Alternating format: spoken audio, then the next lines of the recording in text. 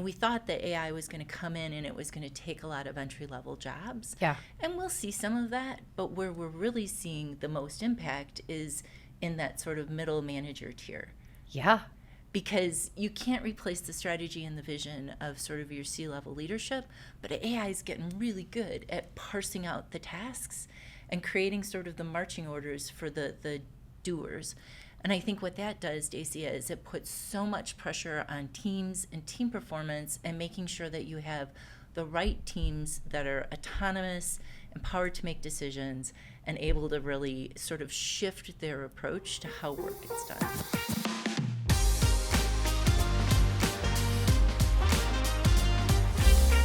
Hey everybody, and welcome to the Marketing Blender Show. I am Dacia Coffey, and I have a special guest, Stacey Force, who is one of our amazing fractional chief marketing officers. And this is going to be so fun. Stacey is one of those people where when you hop on a Zoom call or any call with her, the things she say, all of a sudden you are chasing the most interesting squirrels and you had no idea the conversation was going there. So I'm delighted she's in town getting to be on the podcast. And our topic today is how AI might change culture and teams. And basically we're talking about the fabric of the future of work. And you are super passionate about this topic, which I love, which is why our conversations end up being so rich and interesting. But talk a little bit about why, like what got you into this, a little bit about your background on like why this is one of your favorite topics. Yeah, so I have always worked at the intersection of people and technology, and I have a ton of passion for how people use technology to really be better humans. Yeah. And I did spend 8 years of my career with ManpowerGroup. And I did everything from setting up a career ecosystem, but in my last role, I led disruptive innovation for talent solutions.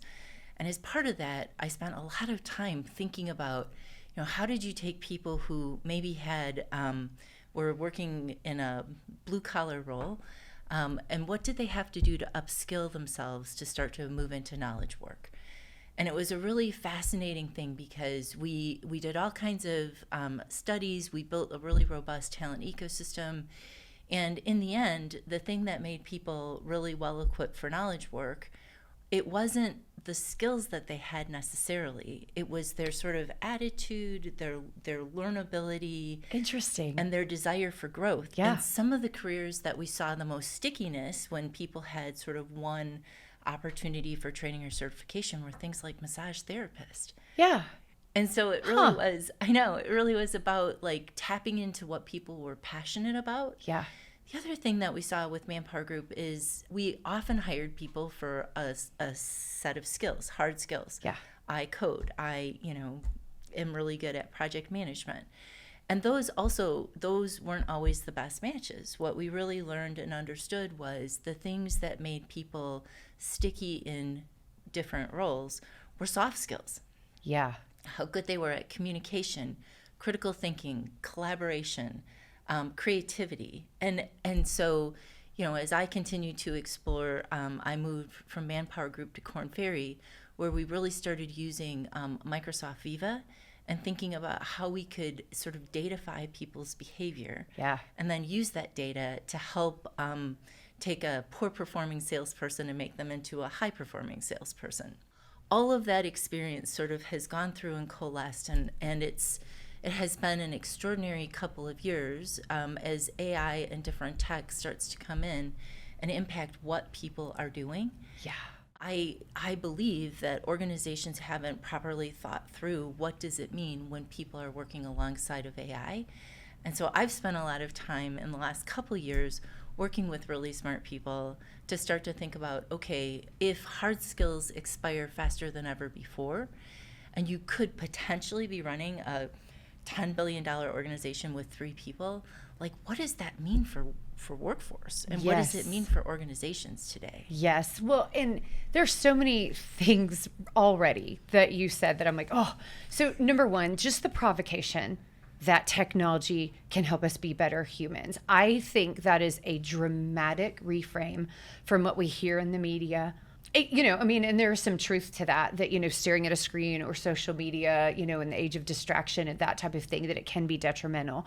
But just even the thought that it can actually amplify and take you up the value ladder, huge, especially in the face of, this AI age. Another one that really comes to me is we have this tendency colloquial to just say colloquially, how we ever pronounce that. But basically from a jargon standpoint to be like, oh, put the right people in the right seat on the bus. Cool.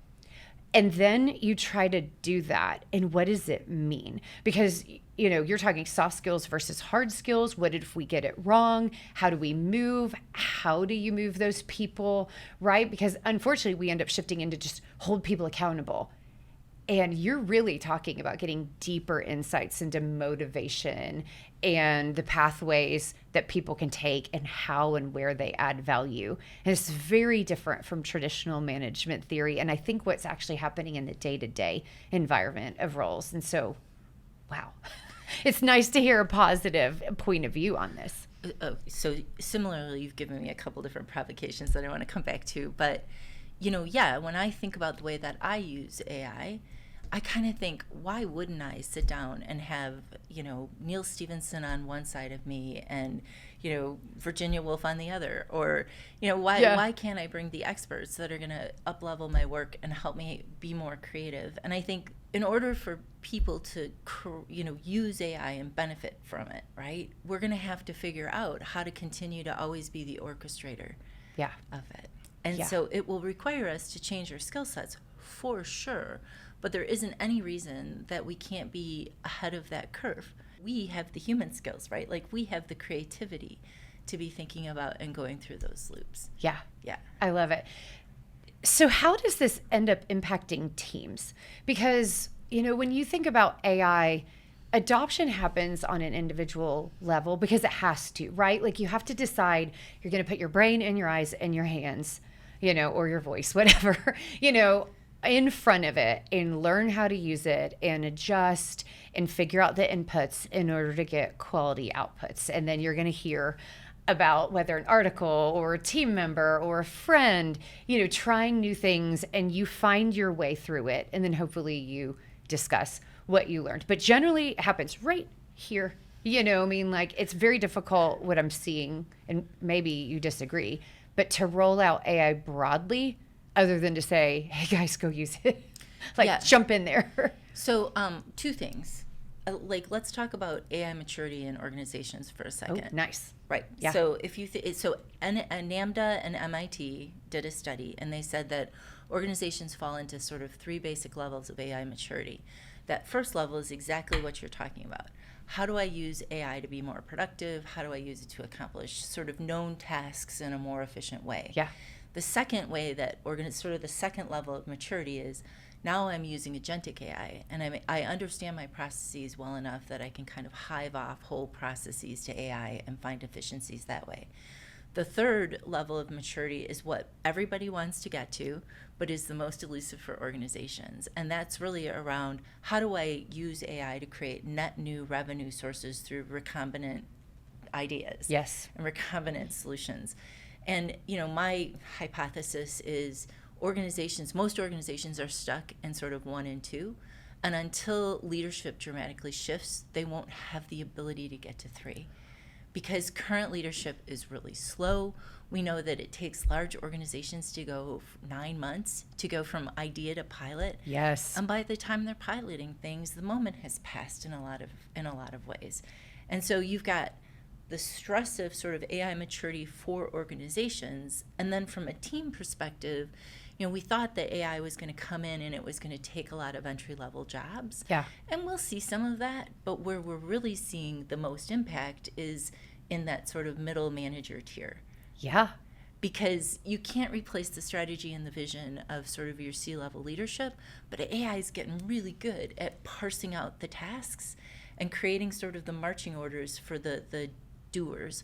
And I think what that does, Dacia, is it puts so much pressure on teams and team performance and making sure that you have the right teams that are autonomous, empowered to make decisions, and able to really sort of shift their approach to how work gets done. Okay, the jump from agents and agentic to value creation, it feels like we need a 2.5 step. Like there's like a whole bunch of little steps, like stair step, because then that one is so big that we need like a ladder in and of itself, because that's very mind blowing. I mean, think about how often from a marketing standpoint, companies have different versions of what they believe the value is that they're delivering, and value creation, even shifting a business model, simply thinking, okay, what is the market buying now that we can now deliver? And so then thinking that we're going to accelerate that is like, oh, wow. my brain is like struggling. So, I think exactly to what you're saying, leadership and team structure and really thinking about business as we know it versus where it could go. It's a very, very different way of thinking. It's not just about technology adoption or what technology can do. Yeah. I mean, there's a lot to unpack there because the humans are still a critical component of this. I mean, 100%. We are not talking about a scenario where AI can even replace us without these definitions of value creation, of teamwork. I mean, and even being able to use these. I even think that level 2 is really sneaky. Oh, yeah. Because if you start to have agentic process automation, that will force people to behave differently. Yeah. And think about, we are at the very beginning with what it is to have a synthetic relationship, and we don't really know the rules. And so as we start to introduce synthetic teammates, right, agents, how you monitor their performance, how you create the right patterns of interaction, how you, and even sort of how it impacts culture, all of those things are unknown, even at that second level. Yes. And I think organizations are overdue for thinking about how AI will work alongside their people and what that does to workforce in order for them to extract the right level of value. Yeah. Absolutely. So I think there's a big shift even to get to 2 before we get to 3. I completely agree. I mean, we could even go more granular there, but I'm not going to for right now. No, you mentioned something though, where you talked about the performance of a team, and you're doing some really interesting work in digging around what is a high performing team, and especially how do we define that now that we're getting technology enabled. So, shifting from one-to-one adoption and understanding that there's a model, how do you look at high-performing teams? And ironically, I don't think this is being talked about at all. I think we talk about individual performance, training people up, developing skill sets, also developing soft skills. But even think about that language, very individual orientation. But then we know it's about team performance. That person is supposed to be enabling others to do their job. And there's a whole delivery model of how we collaborate. So I had an inflection point. I had an opportunity to work with a group that was starting to look at behavior for how they were doing leadership selection as opposed to personality or traits. And I was fascinated by that because behavior is active. Yeah. And, as we move from a time that is uncertain to unpredictability, right? When you're operating in uncertainty, which we certainly did through COVID, you still have the ability to use all of your old mental models, all of your frameworks. Your experience is so important. And as we see things shift, they're really becoming unpredictable. And so that means all of your rubrics around decision making aren't going to work. Yeah. And so instead, this organization started looking at behaviors like how will you act in the moment under pressure, and what does that mean at an individual leader level? And some of the work we did there was around really fascinating immersive simulation and how you use things like potentially improv to start helping people develop those sort of in the moment, under pressure leadership skills. And I think the translation to team is critical. And I use this analogy, and it's not actually probably scientifically correct, but I will anyway. An octopus is fascinating because it has a central brain, and then it has little brains in each of its tentacles. Yeah. And those brains allow it to do things autonomously. And so each of those tentacles can go out and can solve problems and investigate the world and sort of bring information back into the central brain. Yeah. And I think that's such an interesting model for how leadership could look in the future. Yeah. By creating and empowering individuals within high-performing teams, you're creating those highly autonomous, highly self-governing groups of people who can get things done. Yeah. And then sort of pass the result back up to the central brain. And you can measure this now. 100%. So, so much of assessment has been sort of top-down leadership assessment. Yeah. So you go and you assess the, 5 people in your organization that are the decision makers. It's usually based on a set of either personality or traits. And then if you want to look at team behavior, you have to sort of collate all of the individual, results and try to look at them together. I've been working with an organization that really believes that you have to understand the individual and their behaviors, and then how those behaviors are nested into the team, and then how the organization empowers the team. Yeah. So really a much more holistic way of looking at, right, how do you create the right conditions for success if you have a lot of autonomous tentacles that need to be high-performing and self-governing? Yeah, exactly. Well, and I think it's so interesting. So number one, even defining high-performing teams, like getting super practical. I can think of a couple client engagements where each individual is doing really great things, but the crossover, because our team structures can be really weird, right? Like part marketing blender, part client, part third party, right? And so then we're managing that. But sometimes there's that self-protection. And so unhealthy team behaviors are popping up, not because that person is not a good person and not because they're not doing good work, but what's happening between the team. And there's no mechanism for being like, can you please stop behaving like that? Yeah. Like those shots across the bow on these meetings when leadership is present are literally, quicksand for us all. Please stop. And the impact on team over performance, individual ability performance, it does impact outcomes, right? And so we have so many internal conversations on that soft side and helping each other to navigate complex environments.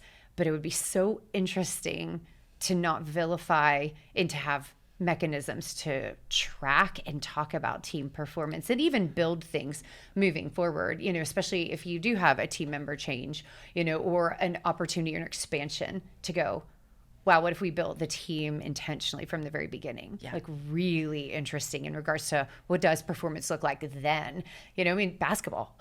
Holy cow, it doesn't take a team of superstars. Like we all have heard stories and seen the research on it's not necessarily recruitment of superstars that makes, a championship team. And it's the same is true in business, but how to bring that together has been really difficult. Yeah, 100%. And the way that I've been looking at teams through Sumeta, which is a group that I'm working with, is sort of twofold. It says nothing is going to be static in the future and moving forward. And so you really have to bring an entrepreneurial bias into all of the ways that you're creating and managing teams. Yeah. Because that entrepreneurial bias is what helps you operate in uncertainty. It's what sort of helps you create the agility to move through problems, move through the unknown, and sort of constantly be, resourceful and, collaborative. And so I think that's really important. But then when it comes to really defining strong teams, we like to talk about the ABCs. So we talk about awareness. Yes. Like how are you creating psychological safety among all of the members of the team? Because that sort of shared psychological safety is going to give you the license to go through that rapid change. Yes. And we talk about trust. And I think one of the most interesting things about trust is that all people are social. Yeah. We are all social animals. And one of the things that organizations had done differently pre-COVID to build trust was to have a lot of social events and to have in-person events. And, the more sort of shared experiences you have with a team, the more you actually get to know people as people. Yes, exactly. Right? That's a really helpful way to build trust. Yeah. And I think that has been more difficult as we've had people working remotely, and that's always a challenge, right? Oh, yeah. Oh, yeah. I mean, it's funny because I think it's an overused word. Like, we have zoomed past because of the pace of change and also just the pace of life nowadays. But what it takes for that, because trust is built. So we know that in our language and our vocabulary. But then people think like, oh, I deserve to be trusted day one. No, that is not how things work. Yeah. And even like the build that you just did there, psychological safety has to be a precursor of trust, right? So we can say, okay, go ahead, be frank, speak up. But that person has to believe that when they say something that they're not sure how it's going to be received, that you as the recipient will be mature, handle it, have a positive point of view that is more collaborative and receptive versus, well, that's not how I see it at all. Or where there's a defense mechanism. And so that it's a two-way street. So it's so critical. Even technology adoption, like shared learning. I think about our team, and not everything that you do is going to have gone super easy, super fast, or even had a positive outcome, because we've never used these tools before. We don't even have a frame of reference for one-to-one, like, oh, my brain has literally seen this, experienced this before, and I know how to apply it. This is brand new stuff. And so the space to be able to say, okay, I tried this, and guys, I could not get it working. Yeah. So this is what I tried. But that's important too. And to not feel like, oh, I'm going to be crucified or I'm going to look stupid. But I mean, those kind of shared learnings in this environment is really, really important, especially if you're going to have an entrepreneurial fail forward, fail faster type of mindset. This is very big. It's huge.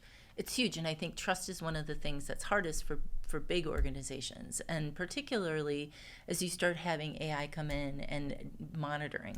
Yeah. Right? There's this sort of inherent mistrust of, what are you going to do with my data? Like, what are you learning about me that I might or might not know? Yeah. And like, what does that mean? So I think beginning with building trust at that team level and making sure you've got really strong cohesion within your team, which is my third A, is really important, because if you have that strong cohesion at a team level and the organization is really just focused on sort of setting up the right conditions, that's a much better way to have agility and trust and build strong teams. Yes, exactly. The second thing, the B of ABCs of teams, is balance. And so a lot of balance is helping people understand how to operate with each other. Yeah.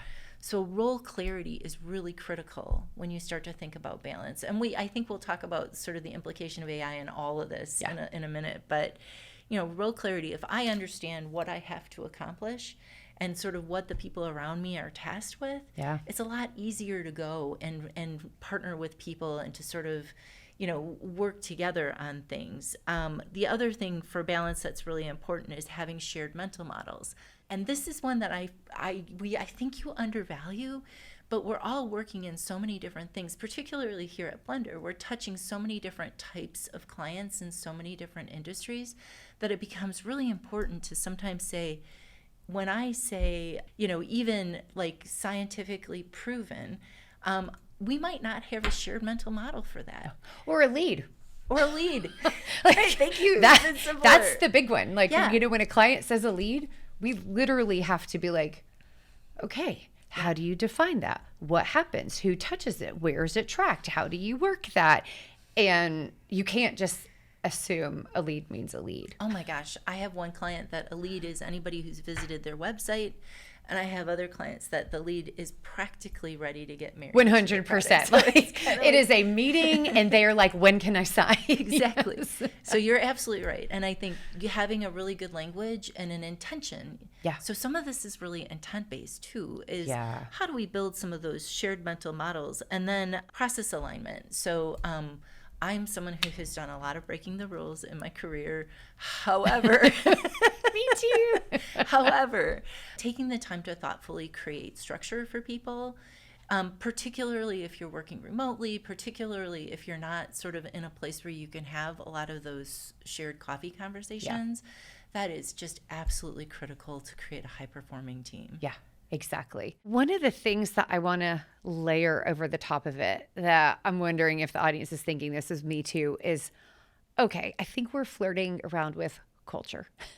Right? Because so when you're talking about the awareness and the components of awareness and balance and collaboration, it is also what is the environment in which that high performing or hopefully potentially high performing team lives in and is an environment that really allows this to thrive and enables autonomy that then adds value back to the organization, right? So culture. And as we are adopting AI, holy cow, who owns culture? What does this look like? How does it get deployed? Right? And so talk to me about, your thoughts on this. Like, is it embedded here?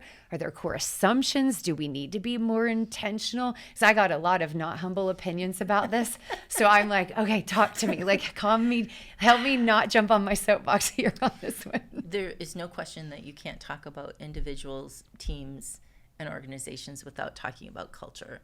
And, the idea that culture has often been something that has been created at the top and passed down. I think as we see the sort of stripping of the middle manager, who in a lot of ways was the person who was responsible for deploying culture in an 100%. organization. I completely agree with that. We absolutely are going to have to think differently about and purposefully about how we build culture in at that sort of more team level. Yeah.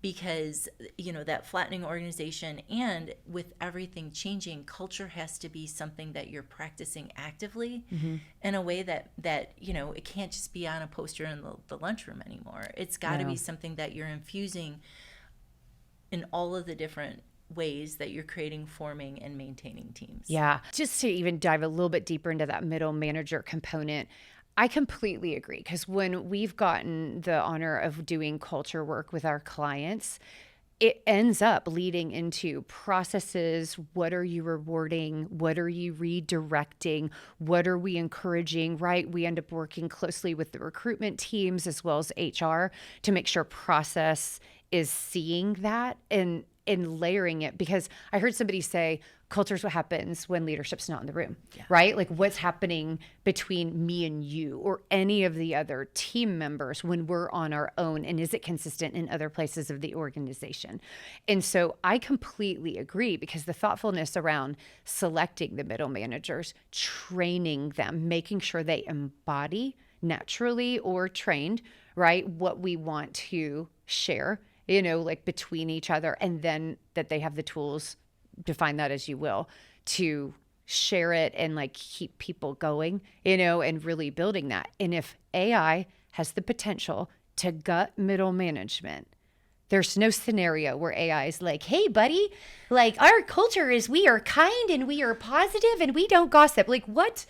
You know what I mean? Well, you're making me smile, because I think so many organizations have done a lot of the pre-work on culture, but then they're not using it. So it's, when you talk about values, values is the place where your culture should start, and having really strong values, but then not just sort of having them and maybe putting them on your website, but actually thinking about how you live your values. Behaviors.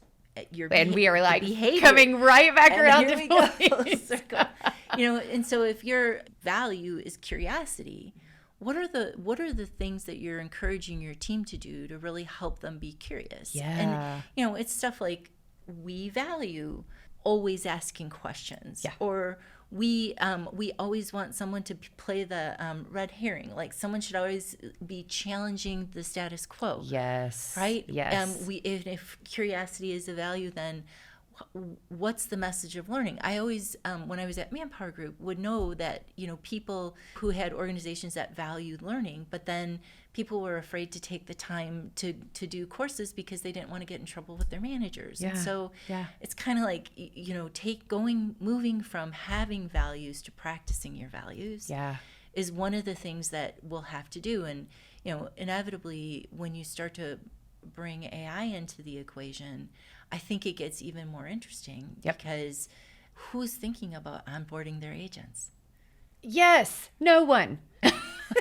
No one. Right. 100%. And don't they have to sort of live and work through the same sort of concepts and standards as the rest of the organization? Yeah, exactly. And, going a step further into who owns AI, I really do believe marketing needs to start, or not who owns AI, sorry, who owns culture, that marketing needs to start stepping into that role. Now, obviously, it's going to be a shared ownership. Leadership has to be on board. The core values, like you said, like that foundational work, that is true, not aspirational, right? But think about the people that know and understand and literally study human influence. Marketing. Yeah. That does not live in any other place in the organization, not even sales, because sales is a one-to-one relationship with a client where they are closing a deal and acting as a guide. That's not influence, right? Like influence is one-to-many dynamics, and that's what marketing lives in every single day and has a whole arsenal of deployments. And so if you think process and communication and just collaboration, just even facilitation around all of these new aspects of culture and high-performing teams and human and tech partnership, if you will, that literally does make us better humans, like you said. Who better than to intentionally have deployment systems and communication structures that then can give leadership, and whatever the future of management and leadership looks like, the tools to still be really intentional, even if it's not how we used to deploy, processes. And I would go one step further and say that the job of marketing is to tug on the heart, right? Yeah. And to be heart forward and to tell the narrative that's going to empower and really be, evangelize ideas and people in an organization. Yes. And I see culture as a two-sided coin, right? There is a piece of culture that's, have you created the right structure? Have you created the foundation that allows for that awareness, balance, and collaboration? Yeah. Right? And that is still the role of HR. 100%. It is the role of HR to make sure that those systems are in place, that people are being compensated for the right things. Absolutely. But marketing is really where it goes from being an exercise on paper to something people practice. Yeah. Cross-functional teams has been a buzzword for, I don't know, at least 20 years, right? But we don't always see it. And I think interestingly enough, we end up seeing cross-functional teams out of desperation where they're looking around being like, we don't know how to do this. Like, who can help me? Yeah. But I think we're going to need to think a lot more proactively about that potential. Oh, I would go even more radical than Okay. that. And I would say instead of cross-functional teams, we will have highly autonomous self-governing teams. Yeah. Because a lot of the things that were cross-function are things that agents will be able to do for us. Yeah. And so if you have that sort of highly autonomous self-governing team, you can be practicing multiple disciplines within that team, even if people aren't necessarily, that's not their sort of functional skill base. Exactly. Okay. What would it take for a team to truly be that, to truly be self-governing? Yeah. I'm kind of an assessment nerd, right? And so I would say awareness is one of the really big, that's the starting point. Yeah. So one of the things that I notice being part of the Marketing Blender is we have a phenomenal process that I believe in that helps us gain business knowledge and understanding, but you are still, everybody is learning about the team and the team dynamics to the best of their ability and at their own pace. Right? And so, if there was a way that we could create really good awareness about the strengths and weaknesses of the teams that we're working with, if there was a way that we could be that, and I think the beautiful thing about awareness is that it fosters connection and it fosters conversation. 100%. So if you and I both understand what our strengths and weaknesses are, we have the ability to have that communication and bake some of the way of working with each other into our tasks, right? Like into the things that we're doing. And so, I think awareness is a big part of it. I think understanding the dynamics that make for really successful entrepreneurial behavior with everything changing and sort of acknowledging those changes. Yeah. And then planning for them. Yeah. And, one of the things that we know about understanding teams is that you can understand where the gaps are. You can fill them very purposefully as you expand your team. And you're always sort of looking to build that unit of strength. Yeah. I love it. I love it. It's so exciting, and it is fun to actually talk about AI as exciting. And what I love about this is there's a satisfying aspect of this conversation where when you think about assessments, and I watch our team, and even our clients' teams, when they learn about themselves, when they learn about each other, when there's shared language and shared vernacular to go, okay, I see where you're coming from. And I understand when I see this style of communication, this type of question, whatever, we're physically seeing. I know where it's coming from now. And there is something so satisfying about that foundational human work. And not putting words in your mouth, but kind of going to, it feels like this type of work becomes even more important as AI partnership, and like offloading some of those, that tasking over to AI. Like this isn't less important, it's more important. 100%. And I think one of the reasons that I think as a discipline, IO psychology needs to shift from personality and traits, which are pretty stable, to behaviors, is you can change behaviors. Yeah. Right? There is always something you can learn. There are ways to coach behaviors. And I find sort of the view of approaching this in a behavioral lens as being absolutely empowering for individuals, because it is the science of making people stronger humans. Yeah. And behaviors are weirdly easier to understand because I can see it, right? Yeah. I see you moving like that. Going back to our sports metaphor, team members, coaches, and each other, they can watch film or watch each other and go, I see how my foot moved or didn't. I see how the pivot happened or it didn't. I saw the timing. But we can physically see something, and that increases and speeds up understanding so much faster than a buzzword of doom like integrity. Exactly. What does that mean? But but if I see our clear behavioral definition of integrity, I can also make assumptions about how that shows up in other places. Yeah, and you can snapshot it over time.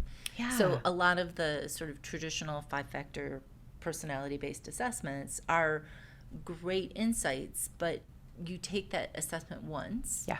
You have a very, well-educated IO psychologist read it out to you, and then that's who you are, sort of. And so having tools that are much more active that allow you to say, okay, if these are the things that are going to make me more successful, how am I progressing against them? Yeah. How can I do? I think that's really interesting. I love it. Okay.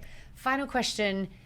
Is there anything in regarding, AI and its role here that we haven't touched on? Because we've really been diving into the human aspect of what we need to hold on to as AI speeds up.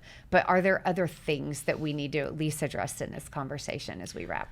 I kind of think, and it's probably not a wrap. Yeah, for sure. to put on it, but I kind of think that one of the things that I spend a lot of time thinking about is if you do take the middle manager out and you start to introduce synthetic teammates. Yeah.